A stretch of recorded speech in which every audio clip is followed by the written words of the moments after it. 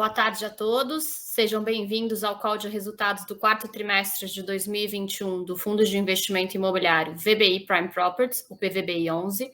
Para quem não me conhece, meu nome é Juliana Freitas e sou responsável pela área de relações com investidores dos fundos imobiliários da VBI. Gostaria primeiramente de agradecer a presença de todos e informar que este call está sendo gravado e esta apresentação estará disponível para download no site do fundo www.vbiprimeproperties.com.br e o vídeo também no YouTube da gestora. Informamos que todos os participantes estarão apenas ouvindo o webinar durante a apresentação e as perguntas podem ser enviadas pelo chat ao final da apresentação. Ao final da apresentação, iniciaremos a sessão de perguntas e respostas. Informamos que previsões acerca de eventos futuros estarão sujeitas a riscos e incertezas que podem fazer com que tais expectativas não se concretizem ou sejam diferentes do esperado. Essas previsões emitem unicamente a opinião na data em que são feitas e o fundo não se obriga a atualizá-las. Passo a palavra agora ao Rodrigo Abud, sócio fundador da VBI e responsável pelos investimentos no segmento de escritórios. Boa tarde, Abud. Boa tarde, obrigado a todos. Mais uma vez aqui, dando início à apresentação, o call de resultados do quarto TRI de 2021 do VBI Prime Properties, o PVBI 11, o nosso fundo de investimentos de office, listado em bolsa sob o ticker PVBI 11. O objetivo hoje aqui é trazer para vocês as atualizações do fundo referente aí ao último TRI de 2021, o que de mais importante aconteceu com relação aos nossos ativos e também com relação aí às projeções financeiras. Tá? Então, nós vamos... a ordem da apresentação está entre, primeiro, uma geral do fundo, depois a gente fala um pouco do mercado de escritórios, o nosso portfólio e os resultados financeiros, do fundo. Tá? Depois a gente termina com o que há de positivo aí, as certificações, enfim. Essa é a ordem da apresentação, tá? E no final a gente fica à disposição para as perguntas que possam surgir. Começando pelo fundo, o nosso fundo é um fundo de escritórios, tá? Basicamente, a estratégia é investir em escritórios de alta qualidade, em localizações diferenciadas, localizações primes do mercado de São Paulo, tá? Então, os principais distritos comerciais de São Paulo são alvos de nossas análises, edifícios com qualidade e que tenham algum mecanismo de governança. Tá? Isso nos permite, aí, nos gera um alto índice de ocupação, como nós vamos ver adiante, os percentuais de ocupação do nosso fundo nesse momento. A gente segue com 4 ativos, são 4 empreendimentos AAA, um total de 44.500 metros quadrados de ABL, com 16 locatários, uma vacância da ordem de 0,1%, para ser mais preciso, é só uma loja do fundo que está disponível aí de um varejista, de um lojista que não conseguiu, que durante a pandemia teve problemas e devolveu a área, então nós temos uma vacância de 0,1%.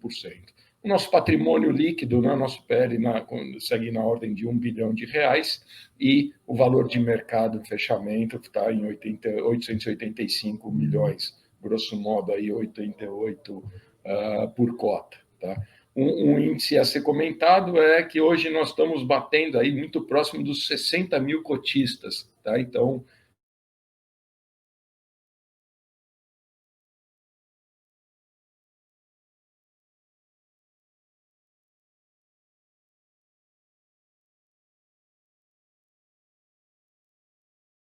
são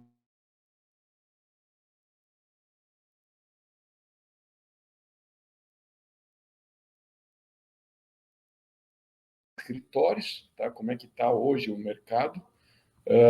Nós estamos aqui, primeiro, vamos falar do mercado geral, mercado como um todo, tá? Cidade de São Paulo, e aí nós vamos ver aqui os índices como um todo, tá? O mercado hoje está com 8,7 milhões de metros quadrados, comparáveis aí, os metros quadrados aí que são alvos de análise, tá? Para as principais consultorias e que são o espectro total, de análise aí dos principais investidores. Tá?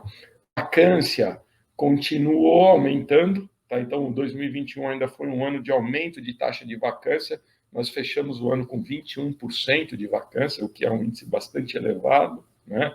E isso acaba refletindo nos valores por metro quadrado. Tá? Então, você vê uma redução dos valores pedidos do metro quadrado ao longo de 2021. Então, se a gente for comparar ano a ano, a gente teve uma redução de patamares de 93 para patamares de R$90. Esse é o cenário do mercado como um todo. Tá? Muitos nos perguntam, poxa, mas esse cenário preocupa? Sem dúvida, é a cidade de São Paulo como um todo, mas o que nos dá um pouco mais, o que nos dá mais tranquilidade é quando a gente faz essa mesma análise quebrada por regiões, né? Aí a gente começa a ver aí uma diferenciação na nossa região específica, aí onde os nossos ativos estão localizados. Tá? Quebrando um pouco mais, analisando essa série histórica, para que a gente tenha um pouco mais de comparativo, a gente pode ver aí desde 2009 o comportamento do mercado, né? Então a gente vê essa linha contínua aí, a taxa de vacância batendo esses 21%, 21,6%, que fechou o ano de 2021 como sendo o recorde histórico, tá? Nunca antes a gente tinha atingido esse patamar, o que, como eu falei anteriormente, é um índice de preocupação para o mercado como um todo, porém, quando a gente olha a nossa região, a situação é um pouco mais diferente. Tá? Os pontos positivos aí que a gente tem que destacar ao longo de 2021. Em 2021, a gente volta a ter uma absorção líquida positiva, tá? Por menor que seja, né? A gente bateu aí patamares superiores a 100 mil metros quadrados de absorção líquida positiva. Isso é muito importante, porque ao comparar com 2020, essa absorção líquida tinha sido negativa, tá? Essa barra em amarelo invertida. Então, a absorção líquida negativa significa o seguinte: as empresas estão devolvendo mais espaços do que elas estão absorvendo. Isso, juntamente com o novo estoque que está sendo produzido, acaba aumentando a taxa de vacância. Tá? Então, esse era um dos fatores geradores desse aumento da taxa de vacância. Essa curva se revertendo, né, a absorção líquida ficando positiva, acaba reduzindo a vacância de uma maneira geral. Tá? Um outro índice também a ser analisado aqui, sempre importante, a absorção bruta, né? Ela mostrou sinais de recuperação quando comparado a 2020. A absorção bruta é quantas empresas absorveram de área, independente se ela está aumentando, se ela está expandindo ou está reduzindo de área, né? Então, o fato da gente ter essa movimentação aumentando significa, bom, que as empresas estão indo de um espaço para outro, está havendo transação no mercado imobiliário. Né? Aí depois esse fator é importante para quando a gente analisa o nosso portfólio. Tá? E o último fator também a ser analisado é o novo estoque, tá? O que está sendo produzido, apesar do aumento em 2021, né, quando comparado a 19 e 20, ainda em patamares menores do que a gente viu no passado. Tá? Então, não é um fator de preocupação. Se a gente for pegar os últimos 3 anos, nós tivemos um novo estoque anual sendo produzido aí da ordem de 100 mil metros quadrados, o que não é muito, tá? Mas para um mercado que já vem retraído em termos de demanda, acaba contribuindo para esse aumento da taxa de vacância. Tá? Esse é o cenário do mercado como um todo. Aqui nós estamos falando de São Paulo. Tá? E aí, como eu falei anteriormente, é importante que a gente comece a analisar região a região. Tá? Então, a gente, quando quebra essa análise por diferentes regiões, o que nós vamos ver, né, é que as diferentes regiões de São Paulo, se a gente for classificar o mercado como um todo, a gente tem 5 grandes regiões, né? A região central, que é a região mais antiga aí de São Paulo, né? Um estoque relativamente pequeno e antigo. Depois a gente tem a região da Paulista, né? Que tem um estoque aí que foi assim, a próxima a ser desenvolvida após a região central, né? Década de 70 e 80, um estoque da ordem de 1,2 milhões de metros quadrados e uma vacância de 17%. No slide anterior, a gente viu que a vacância de São Paulo como um todo é de 21%, ou seja, a Paulista ainda tem uma situação de vacância inferior do que o mercado como um todo. Tá? As outras regiões aqui, a região outros, né, tudo que não está classificado nessas 4 grandes regiões. A região marginal é a região de maior estoque de São Paulo, com 3,2 milhões de metros quadrados, e a região de maior vacância. Tá? Ela está com 29,4% de vacância na região como um todo. Então, essa é a região que mais tem contribuído para a vacância do estado da cidade de São Paulo como um todo. Então, aqui a maior preocupação hoje estaria se a gente tivesse uma concentração do nosso portfólio na região marginal. Para que a gente analise a nossa região específica, então, nosso portfólio, os nossos 44 mil metros quadrados de ABL estão 100% localizados na região Jardins, né, entre Faria Lima, JK e Jardins, que é a região que tem a menor vacância no mercado. Nós estamos com 9,4% de vacância. Aí, só lembrando alguns conceitos importantes de mercado, 9,4% de vacância é uma vacância que eu diria que está no limiar ali, né? Tá muito próximo de uma situação mais confortável para os proprietários. Seria um mercado subofertado. Só lembrando aqui patamares de 10 a 15, seria um mercado de equilíbrio entre oferta e demanda. Tá? Abaixo de 10% a gente já considera um mercado subofertado, ou seja, tem menos espaço, tem pouco espaço disponível, tem uma pressão nos valores de locação, né? E acima de 15%, ao contrário, o mercado ficaria super ofertado e tem um alívio ali na questão dos valores de locação. Então, a nossa região específica está ali nos patamares de 9,5% de vacância, o que é uma vacância relativamente confortável para nós, proprietários de imóveis, e para a situação do fundo como um todo. Isso a gente vai ver que se reflete ali mais adiante na demanda, né, dos espaços que podem vir a ficar disponível, como foi o caso em um dos nossos andares. Tá? Aqui quebrando, então, a taxa de vacância por região, como a gente falou anteriormente na série histórica, marginal, a região que vem se mantendo aí com a maior taxa de vacância, né? E a nossa é a linha verde, e a nossa taxa de vacância aqui na linha azul inferior, no 9,4%. E vocês podem ver que, historicamente, a região dos Jardins ela se comporta como uma região de baixa vacância. Tá? Então, nós estamos ali no limiar inferior de mercado. Um outro fator que é importante, se a gente viu ali nos slides anteriores, né, o que foi entregue nos últimos anos, e a gente estava em patamares de 100 mil metros quadrados, a gente vê que para os próximos anos também esse novo estoque continua muito limitado, né? E principalmente na nossa região Jardins, né, como um todo, menor ainda. Tá? Então, a gente tem 50 mil metros quadrados, 55 mil metros quadrados sendo entregues na nossa região Jardins nos próximos 2 anos. Isso está quebrado em diferentes edifícios relativamente pequenos, tá? Então, edifícios aí da ordem de 10 mil metros quadrados cada um, o que é uma situação de conforto para nós, ou seja, significa que o mercado não será inundado, né? Não haverá uma superprodução na nossa região, aumentando o cenário futuro de oferta disponível. Tá? De novo, aqui diferente um pouco da região marginal, que em 2023 já tem mais 100 mil metros quadrados sendo entregue.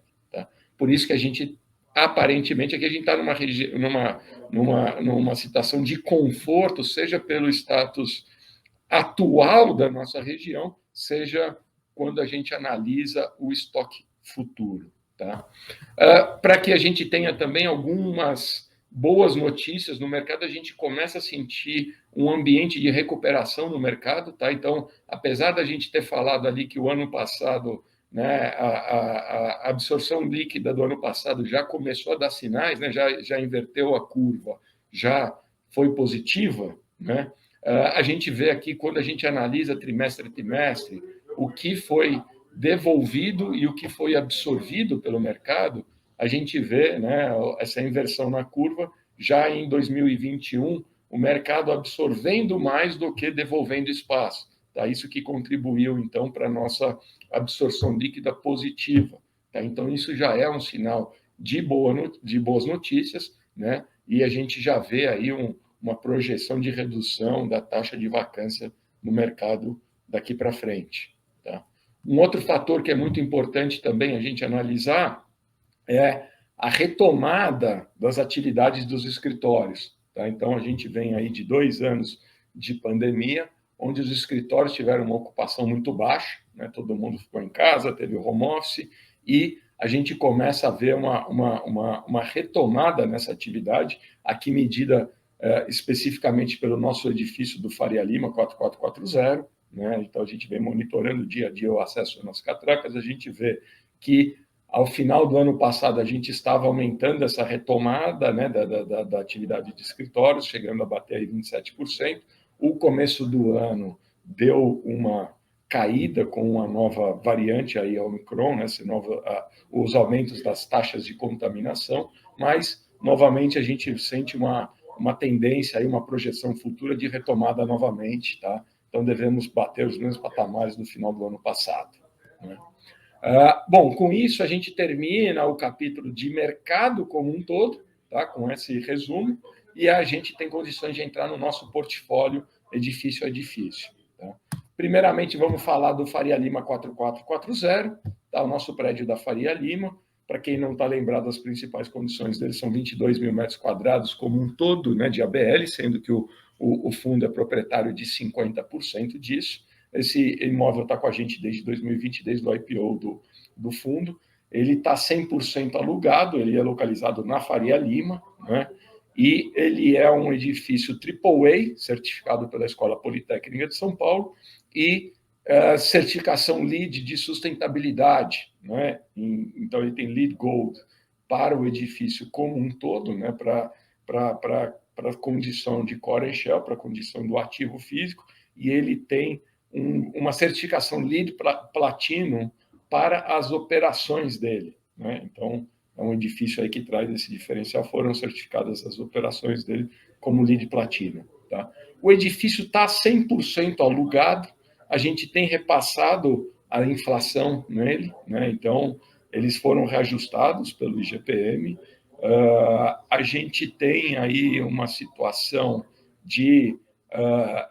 dos contratos, eles têm um prazo relativamente longo aí de vencimento, né? Eles só vencem a partir de 2024, né? E a gente vem aumentando a receita com essa condição de repasse da inflação e renegociação dos contratos que tiveram revisionais ou renovatórias nos últimos 18 meses, a gente trazendo os contratos a patamares de mercado, a gente está tendo um aumento na distribuição mensal do ativo em si e contribuindo para o aumento da distribuição mensal do fundo como um todo. Tá? Em termos de movimentações, a gente teve, né, já foi anunciado anteriormente, o ano passado a RB Capital nos notificou de uma rescisão antecipada para março de 2022. Nós começamos o processo de locação, né, e já alugamos, então, para a Veda Investimentos. Ela assume a partir de abril de 22. Então, a gente não tem, né, nenhum descasamento na ocupação do andar. Tá? Isso corrobora um pouco com aquilo que eu falei anteriormente na situação de mercado. Uma região com taxa de vacância de 9,4%, a gente vê que a demanda está aquecida. Então, quando uma empresa fala que vai sair, a gente começou o processo de locação e conseguiu um resultado bastante favorável para o fundo ali, quando uma sai, automaticamente a outra já entra. Tá? Então, essa é a única movimentação esperada para 2022. Tá? Um fator aqui interessante é que a gente fez aí, né, trazendo um pouco em linha aí da mentalidade do gestor, de estar sempre atualizando os edifícios em condições de mercado, tudo mais. Ao longo de 2021, a gente fez melhorias no empreendimento, né? A gente fez uma mudança no lobby, né? A gente fez uma atualização do lobby, uma reforma que ficou bastante interessante, muito bonita. A gente contratou o escritório do Arthur Matos Casas, né? Que era quem tinha feito originalmente. A gente refez todo o lobby e também adequou o edifício para um sistema novo, para uma demanda nova aí, que são as bicicletas, né? Os meios de transporte alternativos, bicicletas, vestiários, né? Então, a gente refez toda essa parte do empreendimento também, o que gerou aí um reconhecimento por parte dos inquilinos, né? Isso era uma demanda dos inquilinos e ficou bastante interessante nesse sentido.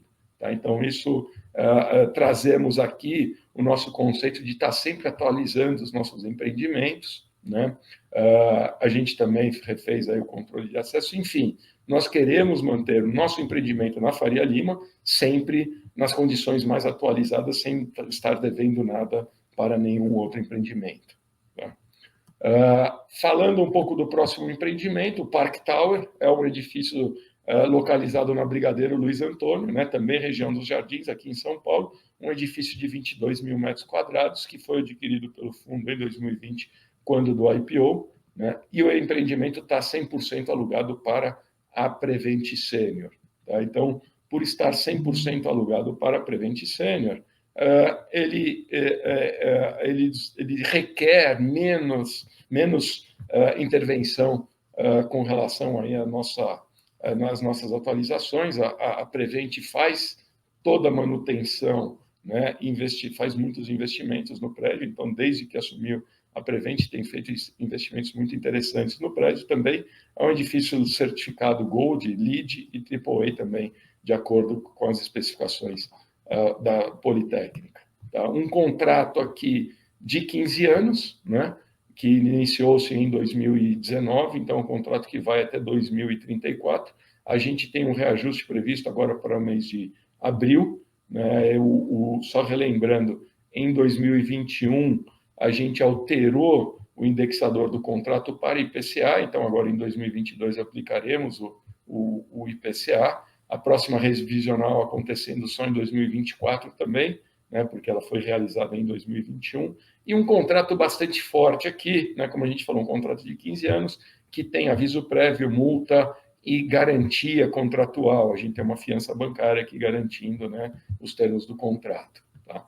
Então, e a Prevent tem investido muito no empreendimento também. Tá? Então, o empreendimento, além de ser AAA, né, e certificação LEED, ele vem sendo muito bem mantido pelo nosso inquilino, que tem no empreendimento a casa deles. Tá? Para quem não sabe, aqui a sede corporativa da Prevent Senior, onde senta toda a diretoria e os sócios da Prevent. Seguindo aqui, a gente tem o acompanhamento do edifício Union Faria Lima, um edifício que foi adquirido aí ao longo de 2021. É um projeto que está em obra, né? Ele termina essa obra no terceiro TRI de 2023. Então, um empreendimento de 10 mil metros quadrados, que a gente adquiriu 50%. Esse empreendimento está localizado ali no coração da região da Faria Lima, tá? Então, ele está na esquina da Atílio Inocente com a Leopoldo, e ele é um empreendimento, né? Com isso, ele está localizado ali a uma quadra dos principais empreendimentos da região Faria Lima de São Paulo. Tá? Ele tem aqui a sua previsão de entrega no terceiro TRI de 2023. Nós estamos monitorando a obra. Tá? Então, aqui a gente tem um videozinho da obra. Hoje ela está 17% concluída, né? Apesar de ser ainda, né, 17% é pouco da obra, porém, o que nos dá um conforto é, primeiro, que ele está no cronograma que foi previsto quando da aquisição, e segundo, essa primeira etapa aqui, que são as fundações, né, é uma etapa bastante crítica, é onde podem acontecer muitas das surpresas de uma obra. Quando você está escavando, você acaba... quando você acaba ali realizando o que tem no subsolo, você pode encontrar alguma dificuldade, alguma rocha, alguma coisa ali que requer um tratamento um pouco maior na escavação, na contenção, vizinhos, tudo mais. Então, o fato da gente ter terminado essas etapas preliminares nos dá um conforto, né, de que o cronograma vem sendo atingido e que os nossos sócios e construtores também são bastante diligentes e sabem muito bem aquilo que estão fazendo, né? Cumpriram essa etapa crítica sem nenhum descolamento no cronograma físico-financeiro. Nós monitoramos muito de perto isso, né? E também agora, no início de 2022, em janeiro de 2022, a gente tinha a previsão de pagamento de uma segunda parcela e que foi realizada com o caixa disponível do fundo. Seguindo aqui, o quarto empreendimento do nosso portfólio é o ativo JK, né, a Torre B, aquela torre de 30 mil metros quadrados, a torre mais baixa e mais comprida, ali são andares de 5 mil metros quadrados, né, são 30 mil metros quadrados de ABL como um todo, e a gente comprou 20% do empreendimento. Então, a gente, grosso modo, tem 6 mil metros quadrados ali do empreendimento. Esse empreendimento está, em grande parte, alugado para Johnson & Johnson, né? Então, a gente vem ali também monitorando o contrato, né, com a Johnson & Johnson. A gente tem 20%, os outros 80% é de propriedade de um player do mercado também, uma empresa de propriedades que tem por objetivo o recebimento dos aluguéis. Então, a gente tem uma sintonia bastante forte aí, interesses bastante aliados, né? Então, a gente vem monitorando a situação do empreendimento e dos nossos inquilinos muito de perto. Tá? Agora, em janeiro de 22, houve a revisional da Johnson & Johnson, que é o maior contrato, foram preservadas as condições de mercado, tá? Então, o aluguel foi preservado numa condição de mercado, tá? E de relevante aqui, a única coisa, a principal coisa que aconteceu ao longo dessa revisional é a troca do índice, que era o IGPM, agora, a partir de agora ele também passa a ser ajustado pelo IPCA. Tá? Aqui é onde a gente tem a única vacância do nosso portfólio, a gente tem, como eu falei anteriormente, a loja do empreendimento está disponível, tá? Então isso representa 1% do empreendimento disponível em termos de área e 0,1% do nosso portfólio como um todo, né, disponível. Basicamente é isso também, né, sem grandes movimentações. Por fim, só para não deixar de falar, é aquela nossa posição tática no RED AAA. A gente tem uma alocação aqui no RED AAA, um fundo bem estruturado e bem amarrado, tá? Que tem ali uma parte do ativo WT Morumbi, né? Que tem um grande inquilino ali, que é a Unilever, né, tem umas penalidades bastante fortes e garantias de locação.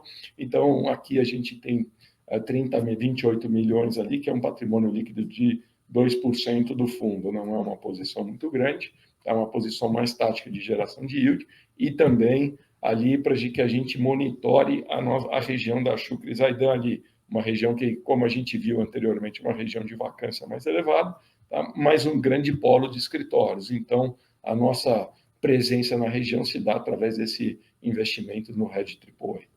Tá? Então, aqui só para terminar, a nossa carteira de ativos, né, 100% dos nossos ativos são AAA, né, e 100% estão localizados na região Jardins. Ali, eixo da Faria Lima, são 3 dos empreendimentos, né, o JK, o Union e o FL 4440, o Park Tower, um pouco mais ali na região da Brigadeiro Luiz Antônio, próximo ao Parque do Ibirapuera, também região do Itaim, tá? Mas um pouco mais distante da região Faria Lima e mais próximo do Parque Ibirapuera. 100% AAA e com localização Prime, né? Com aquela localização que vem sofrendo menos com a taxa de vacância do mercado de São Paulo como um todo. Tá? Aqui, olhando por a carteira do ativo, assim, por percentual de receita, né? A gente chega aqui que o Park Tower continua sendo o nosso principal empreendimento, tem 48%, né, dos ativos do fundo são representados pelo Park Tower, o Faria Lima 29%, depois Union e JK, aí algo em torno de 20%. Tá? Os nossos contratos basicamente, são todos eles típicos, né? Eles nos dão aquela flexibilidade de não só repassando o índice, né, de inflação, mas também tendo a revisional de tempos em tempos. Né? E isso foi um fator importante para que a gente conseguisse aumentar a receita do fundo aí ao longo desses últimos 12 meses. Tá?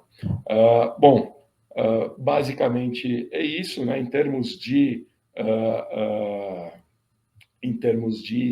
índice hoje, com essa alteração, a gente está com 63% da nossa carteira atrelada ao IPCA.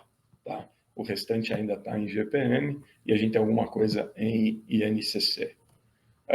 Por fim, aqui para falar em termos fazer a mesma análise da carteira por segmento, né, por setor de atividade, como o nosso maior empreendimento é o Park Tower, está alugado para Prevent, naturalmente o nosso maior inquilino, a nossa maior dependência é do setor de saúde, farmacêutica aí com a Johnson & Johnson, outros 12%, né, e o Faria Lima, em grande parte alugado aí para instituições financeiras, representando 19%. Tá? Depois a gente quebra o nome dos nossos principais inquilinos, né? numa curva aí ABC, Prevent Senior, Johnson Johnson e UBS e China Construction Bank são os nossos principais inquilinos, são os nossos principais pagadores de aluguel, né? Ao todo a gente tem 16 inquilinos aqui, como a gente falou anteriormente. Uma situação que nos dá bastante conforto, né, como a gente viu anteriormente, né, o mercado como um todo ainda tem uma vacância elevada, apesar da nossa região estar mais protegida com relação a isso, mas os nossos contratos também só começam a vencer a partir de 2024, sendo que o nosso maior contrato vence só depois de 2030. Né? Então, isso permite, como a gente viu que o mercado está entrando numa situação de equilíbrio, nos permite que em 2022 e 2023 aí a gente não tenha nenhum vencimento do contrato, né, de contrato. Então, qualquer inquilino que saia nesse período tem aviso prévio, tem multa, né, e os vencimentos só se dão aí a partir de 2024, quando a gente imagina que o mercado de escritórios como um todo esteja em uma situação mais de equilíbrio, com a vacância já em patamares mais baixos. Tá? A gente falou anteriormente da nossa saída esperada, é só a RB Capital, mas a gente já tem um novo inquilino para o espaço que teremos de saída em 2022. Entrando agora na parte de resultado financeiro, né? Só para relembrar que o fundo tem atuado muito como um reloginho, né? Se for olhar os últimos meses, aí a gente vem distribuindo 56 centavos por cota, né? E se a gente for olhar aí o demonstrativo, como que a gente chega nesses 56 centavos, nós estamos com uma receita imobiliária da ordem de 68 centavos por cota, né? A gente tem as despesas operacionais do fundo da ordem de 6 centavos, tá? Entre taxa de gestão e outras despesas do fundo são 6 centavos. Tá? Então, a gente tem um resultado operacional aí da ordem de 63 centavos por cota. Quando a gente começa a analisar receitas financeiras, a gente tem 2 centavos adicionais, né, aquelas receitas geradas pelo caixa. Depois a gente tem as despesas financeiras, que são os pagamentos das dívidas, né, das amortizações, são 9 centavos. Então, a gente tem um resultado financeiro líquido da ordem de 7 centavos negativo, e é assim que se compõe a nossa distribuição mensal de 56 centavos. Tá? Então, entre as receitas imobiliárias e as despesas, aí, principalmente as despesas financeiras, a gente chega aos 56 centavos sendo distribuído por cota, e isso vem se repetindo ao longo dos últimos meses. Por fim, só para a gente terminar aqui, né, é importante mencionar que o fundo é um dos poucos fundos, né, para não falar o único fundo, que ele é certificado ASG, né, ou seja, ele está de acordo com as políticas internacionais de ESG, ele foi certificado pela empresa Citaui, né? Só tem 1% dos fundos aqui, são muito poucos os fundos que têm essa preocupação. Isso reflete muito a cabeça da gestora e a qualidade dos ativos que a gente tem por trás, né? Então, são empreendimentos AAA, certificação LEED, sustentabilidade, práticas, né, além das políticas, né, de sustentabilidade, né, e isso nos permite que a gente classifique o fundo inteiro como um fundo ASG. Tá? Basicamente, essas são as informações que a gente tem. Né? Não sei se ficou alguma dúvida aí, seja com relação ao fundo como um todo, o nosso portfólio, as demonstrações financeiras ou as outras informações. Agora a gente abre para perguntas, se sobraram alguma. Tá? Muito obrigado e aguardo as perguntas. Bom, nossa primeira pergunta aqui, ele quer entender qual despesa recorrente seria relacionada a melhorias do fundo. Bom, assim, as melhorias, tá? A gente sempre tem a gente tem uma previsão. Primeiro, a gente aprova aqui alguns planos anuais de investimento. Tá? A gente está sempre olhando assim, bom, qual ativo requer quais melhorias, né? A gente tem aquela reserva do fundo em si, que então a gente casa ali uma coisa com a outra, tá? Então, assim, a gente ainda tem algum plano de investimentos no Faria Lima para 2022, algumas alterações que a gente vai fazer ali de adequação do sistema de controle de acesso e de elevadores, tá? E isso já está dimensionado ali com o fluxo, né, de recebimento e de retenção do fundo, né, para que a gente possa fazer então essas melhorias. A próxima pergunta o investidor gostaria de saber se a gente prevê alguma emissão para pré-pagar os CRIs em benefício, né, do momento atual por conta do atual patamar de taxa de juros. Olha, todas essas dívidas, tá? Elas, primeiro, assim, a gente tem dois CRIs, né? Eles foram emitidos por ocasião da aquisição do complexo JK, tá? Um deles estava previsto ali, né, que a gente iria carregar um pouco mais, que é a tranche em IPCA. A outra delas a gente estruturou de uma forma em CDI, sem multas de pré-pagamento, para que, se houvesse a captação, né, que foi feita e foi feita em 2021, a gente pré-pagaria essa série em CDI, tá? E aumentaria a participação também no empreendimento.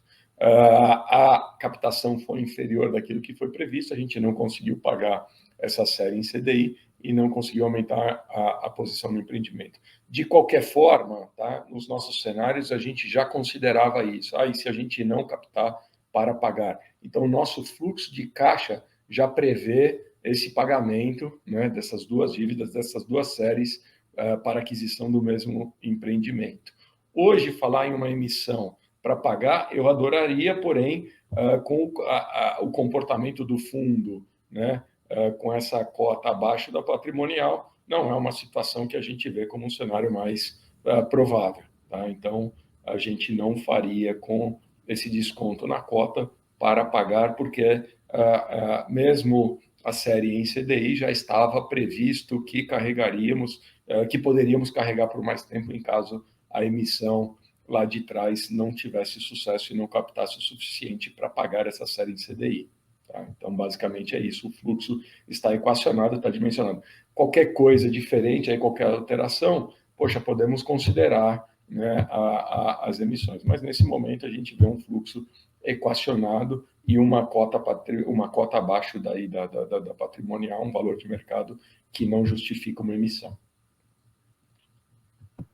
A próxima pergunta é sobre a nossa taxa de gestão, né? O Felipe pergunta se a gente cogita reduzir temporariamente a taxa de gestão para tentar crescer o fundo.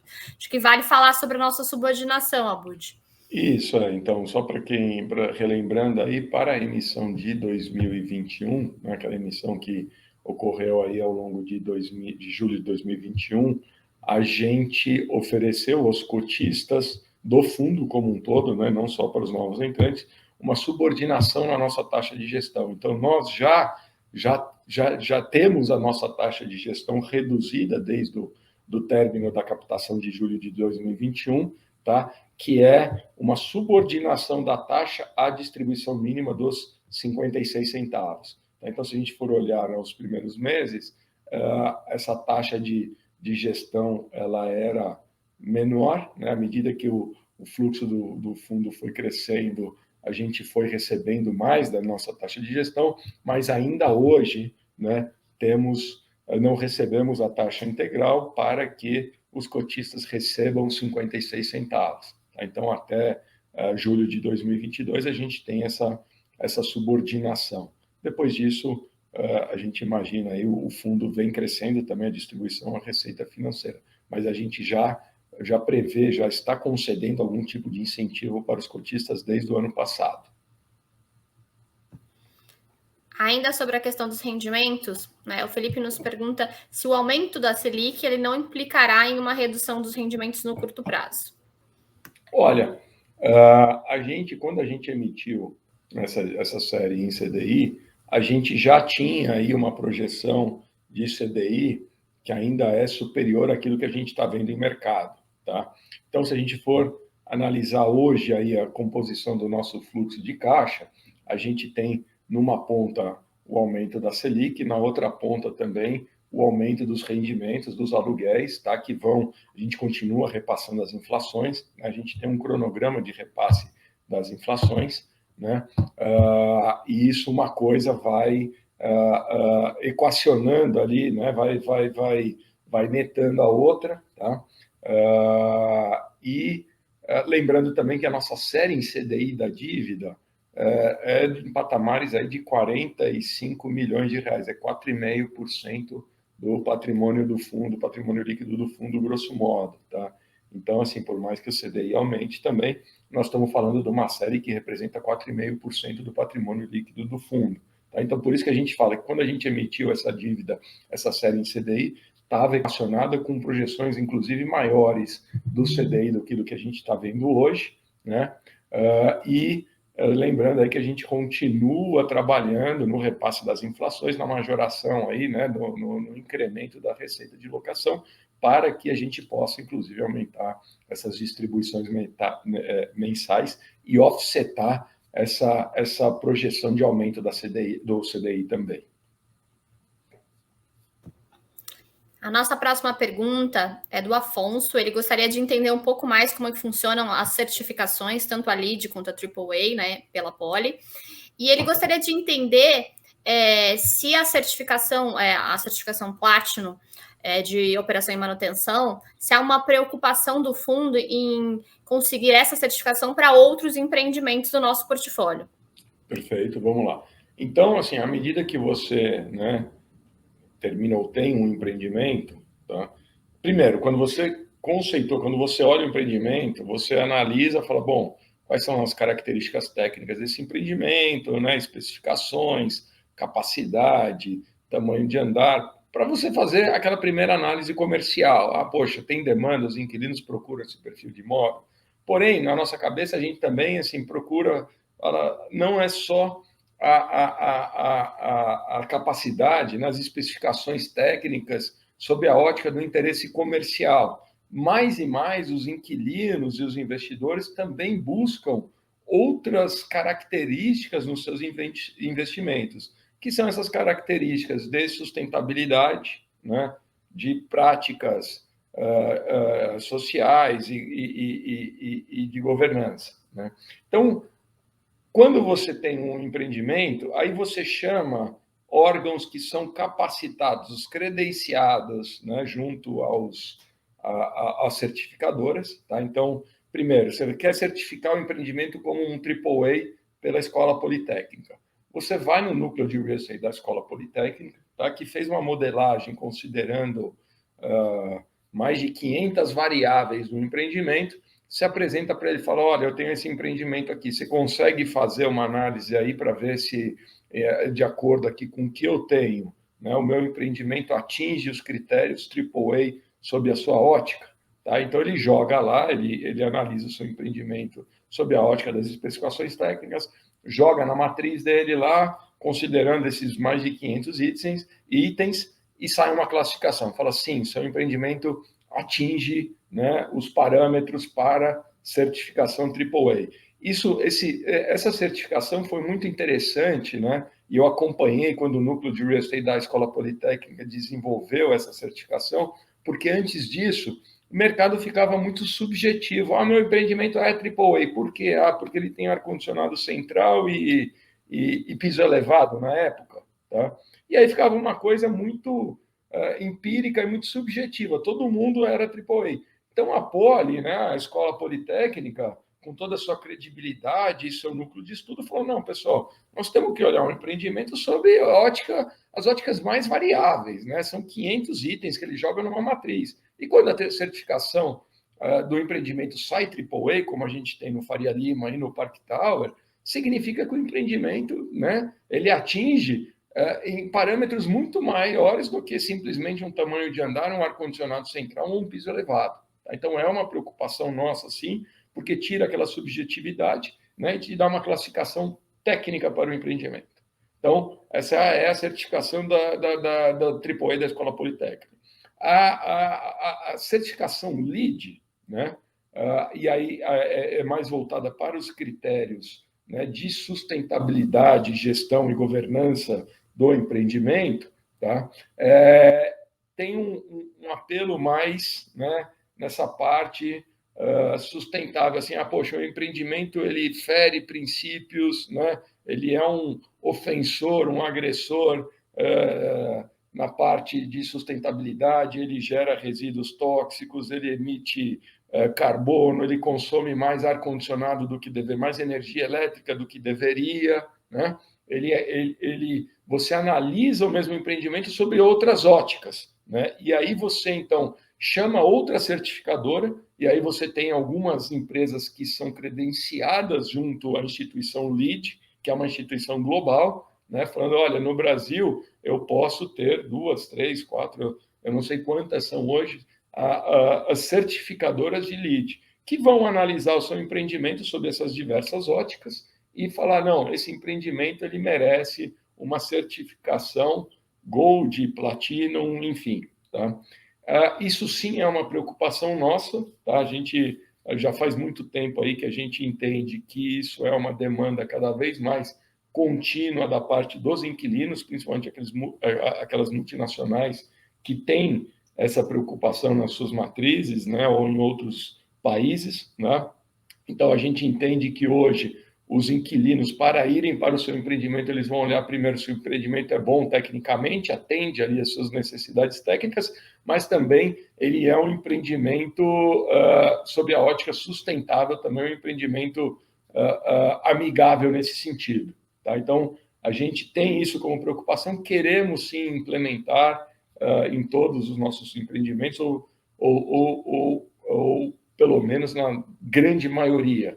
E a certificação do fundo, então, ele é um reflexo dessa preocupação da gestora, né, da nossa cabeça, para manter isso no nível do ativo. E quando você tem, né, um conglomerado ali, você tem um portfólio de ativos AAA e sustentáveis, por que não você certificar o fundo como um todo, né? E aí, voltando para aquela preocupação dos investidores, e cada vez mais a gente vê de investidores internacionais tomando decisões de investimentos só em fundos que têm esse tipo de certificação.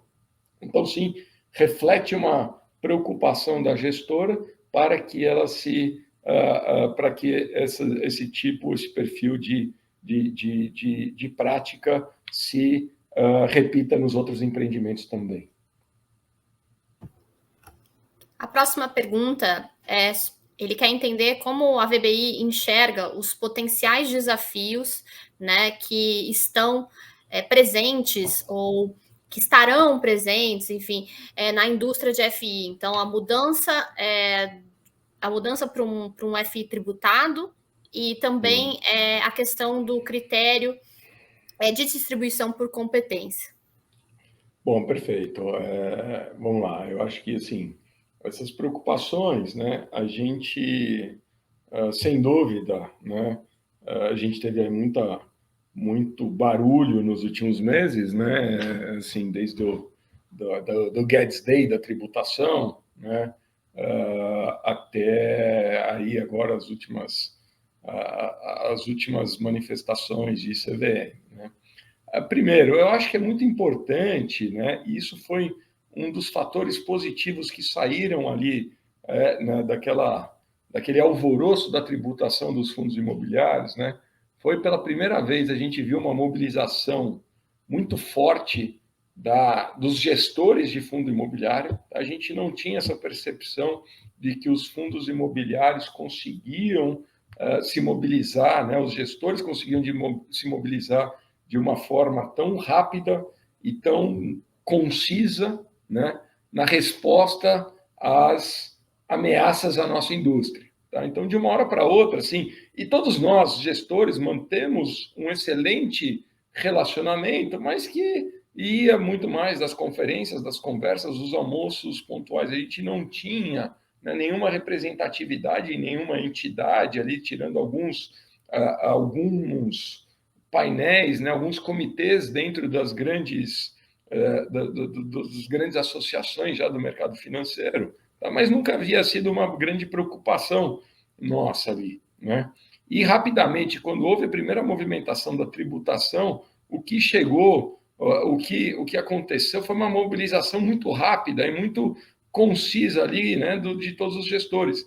Para quê? Para que a gente consiga, de uma forma muito efetiva, mostrar os benefícios da indústria, né? O que a gente tem gerado com esse desenvolvimento da indústria de fundos imobiliários, tá? A indústria em si de fundos imobiliários não é nova, ela existe aí no mercado desde o final da década de 90, né, que o mercado vem se desenvolvendo, vem começando e tal. Mas ao longo desses últimos 5 anos, se desenvolveu de uma forma muito rápida, muito acelerada, né, trazendo novos investidores, trazendo volume, trazendo liquidez ao mercado. Tá? Isso gera muitos benefícios para a indústria de fundos imobiliários, para os investidores, pessoas físicas, mas só que mais do que isso, para a indústria da construção civil como um todo, né? Então, fomentou a indústria, construções, novos empreendimentos, lançamento, isso gerou empregos. Então, assim, a grande mensagem que a gente tira, né, é que a gente conseguiu mostrar para a sociedade, para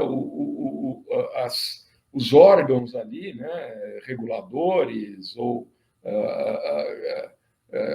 competentes, os benefícios da indústria. Então, não adianta vir aqui, poxa, não é tributar por tributar ou fazer, né, algum movimento que vá prejudicar só porque a indústria cresceu, né?